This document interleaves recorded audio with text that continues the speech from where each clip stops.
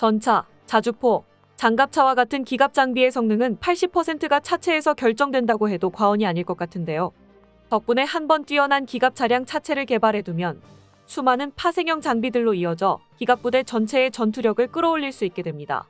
그 예로 K9 자주포의 매우 우수한 차체는 폴란드 크랩, 튀르키예의 프르트나와 같은 파생형 자주포로 이어졌고, 폴란드에서는 아예 K9 차체만을 활용한 장갑차를 개발하겠다고 선언하기도 했었는데요.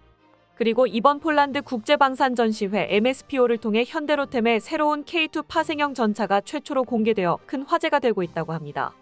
이에 질 수 없다며 한화에서도 새로운 천물을 공개해 경쟁에 맞불을 지폈습니다. 한국 장비라면 무조건 사고 보는 폴란드에서 이번 신무기에 대해서도 지대한 관심을 보여주고 있다고 하는데요.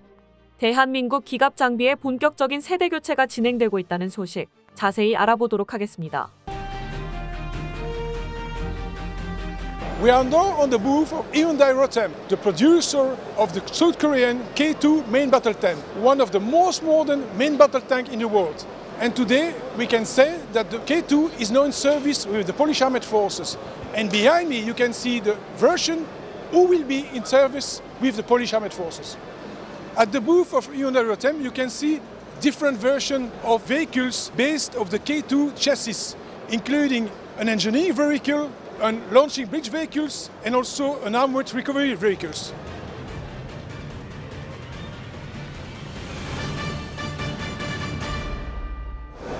영상을 통해 보신 것처럼 현대로템 전시관에서 K2 전차의 차체에 기반한 새로운 전차 3종이 공개되어 관람객들의 시선을 잡아끌고 있습니다.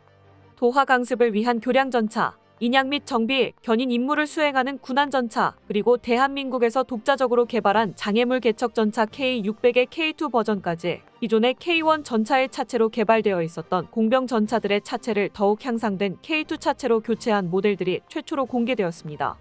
우선 교량 전차는 가교를 싣고 다니며 폭이 좁은 개천이나 제방을 만나거나 넘어가기 힘든 장애물을 만났을 때 다리를 설치해 기갑부대가 빠르게 돌파할 수 있도록 해주는 전차로 현대 전차부대를 구성할 때 결코 빠질 수 없는 전차입니다. 군안 전차란 기갑부대의 의무병이라 할 수 있는 차량인데요. 적과의 교전으로 전차가 고장나거나 전복되었을 때 강력한 견인 장치로 전차를 끌어 후퇴시키는 차량으로 군안 전차에 탑재된 크레인은 70톤까지 들어올릴 수 있으며 야전 정비에 반드시 필요한 차량입니다. 마지막 모델인 장애물 개척 전차는 전면에 지뢰 제거쟁기와 굴삭팔 등을 장착하고 전차 부대의 앞을 가로막는 지뢰나 장애물들을 제거하는 가장 공병 전차라는 이름에 부합하는 전차인데요. 국내에서 개발한 K600은 강력한 자기장으로 지뢰를 멀리서 격발시켜버리는 자기 감응 지뢰 무능화 장비를 탑재하고 있으며 로켓으로 폭약줄을 날려 광범위한 지대를 폭격해 지뢰를 제거하는 미클릭도 운용할 수 있습니다. 이렇듯 그동안 우리 군에서 운용해오며 검증된 K1 파생형 전차들을 내버려두고 유럽의 K2 파생형 공병 전차를 선보인 데에는 몇 가지 이유가 있었는데요. 첫 번째 이유는 세대교체입니다. K1 전차의 차체 역시 준수한 성능을 가지고 있지만 1984년에 개발된 만큼 한계를 가지고 있는 것도 사실인데요. 특히 문제가 되는 것이 협소한 내부 공간입니다. K1 전차의 개발이 시작됐었던 1970년대 말에서 50년이나 지난 현재 대한민국 남성의 평균 신장은 6.4cm나 늘어나게 되었습니다. 문제는 이로 인해 한국인의 평균 신장에 맞춰 개발됐었던 K1 전차의 내부 공간이 더욱 좁아지며 승무원들의 고충이 심화되고 있다는 것입니다. 이는 K1 전차 파생형 전차들에서도 동일하게 발생한 문제였죠. 여기에 좁은 차체는 좁은 확장성으로 이어져 성능 개량을 위해 장비를 추가하는 데에도 걸림돌로 작용하게 되었습니다. 차체의 기본적인 성능에서도 큰 차이가 나는데요. K1 전차의 차체는 1200마력 디젤 엔진을 탑재하고 전진 5단 후진 2단의 변속기와 6기압 플러스 토션바 혼합 방식의 현수 장치를 탑재하고 있습니다. 반면 K2 전차의 경우 엔진 마력이 1500마력으로 크게 늘었을 뿐만 아니라 국내 S&T 중공업에서 개발한 차세대 전차용 자동 변속기를 적용하였는데요. 이 전차용 자동 변속기는 세계 최초로 전진 6단 후속 3단의 변속 기능과 변속류압 비례 제어 방식을 적용하여 K2 전차의 주행 성능을 크게 끌어올렸습니다. 그리고 폴란드에서 가장 호평하는 기능인 ISU 6기압 현수 장치는 K2 전차가 세계 최고의 험지 돌파력을 가진 전차가 될 수 있게 해주었죠. 가장 험난한 지형에 앞장서서 돌입해야 하는 공병 전차의 K2 전차의 차체가 적용된다면 큰 폭으로 성능 향상을 이루어낼 수 있을 거라 기대받고 있습니다. 두 번째 이유는 낮은 국산화율입니다. 대한민국의 첫 번째 국산 전차이지만 독자적인 전차 기술력이 부족한 상태에서 개발되었기에 해외 업체의 기술에 의존한 부분이 컸었습니다. 이 때문에 20년 뒤에 개발된 K2 전차보다 국산화 작업이 더딘데요. 전차의 심장이라 할 수 있는 파워팩의 경우에도 K2 전차는 국산화를 거의 완료하고 있으나 K1 전차는 K2 전차로 교체될 예정이기에 파워팩의 국산화 연구는 진행되지 않고 있습니다. 반면 K2 전차는 엔진과 변속기 모두 국산화를 완료하고 다음 양산분부터 적용할 준비를 하고 있습니다. 덕분에 K2 전차가 국산화율에서는 K1 전차보다 훨씬 앞서고 있는 상황이죠. 마지막 세 번째 이유는 역시 수출인데요. 앞서 언급한 대로 K1 전차의 국산화율이 K2 전차보다 낮기 때문에 수출 제한 규정의 영향을 강하게 받을 수밖에 없습니다. 애초에 K1 전차를 개발할 당시 미국의 협력을 받기 위한 작성한 양해각서에서 K1 전차를 수출하기 위해서는 미국 정부의 승인이 필요하다는 규정이 포함되어 있었는데요. K1 전차가 개발됐을 당시 기준으로 레오파르트 2A4, 초기형 M1 에이브람스급 성능을 갖춘 세계에서 손꼽히는 전차였지만 수출 실적이 0이었던 가장 큰 이유인데요. 문제는 이것이 K1 전차의 파생형 전차에도 동일하게 적용되는 규정이라는 점입니다.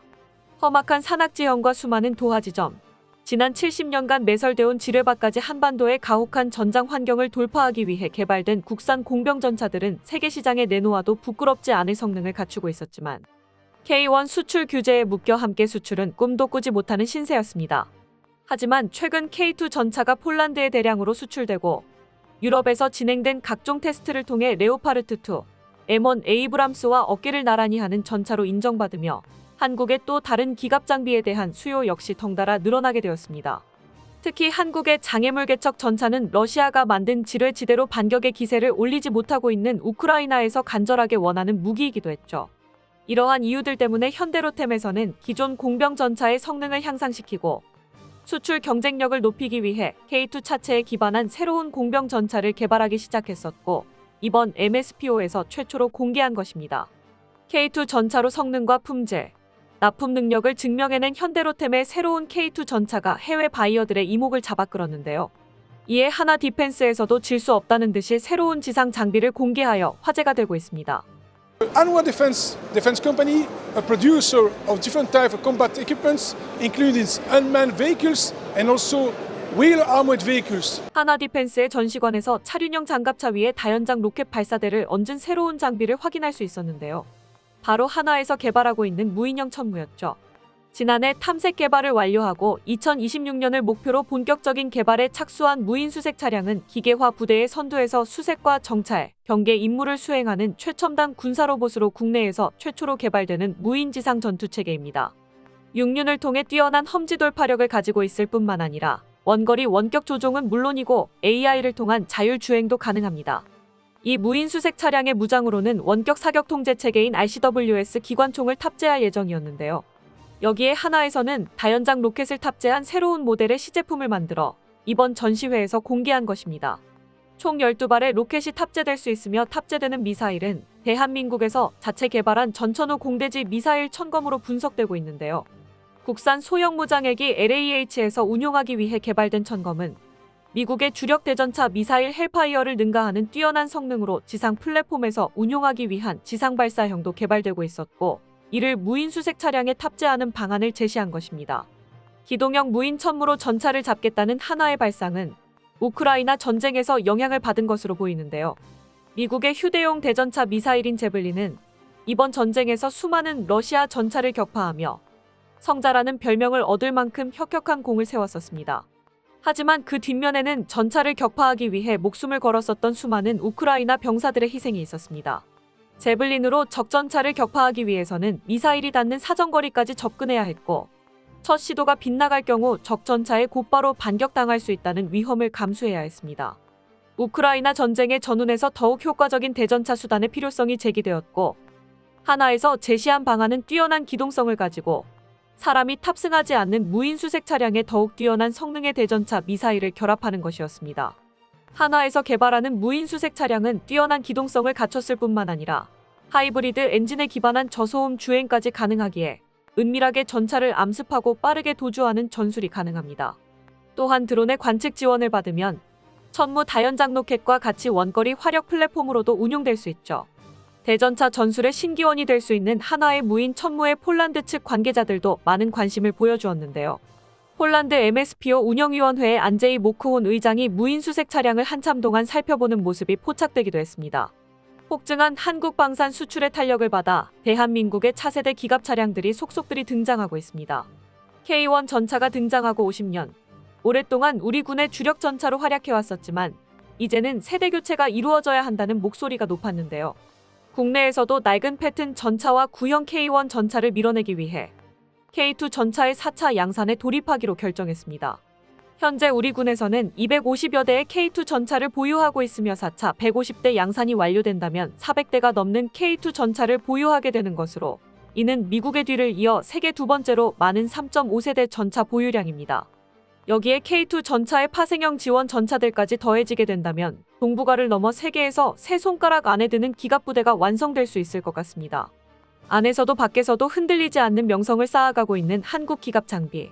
독일을 넘어선 한국 방산의 명성이 미국까지 뛰어넘을 그날을 기대해보며 새로운 소식으로 찾아뵙도록 하겠습니다. 끝까지 시청해주셔서 감사합니다. 도움이 되셨다면 좋아요를, 다른 이야기도 궁금하시면 구독을 눌러주세요.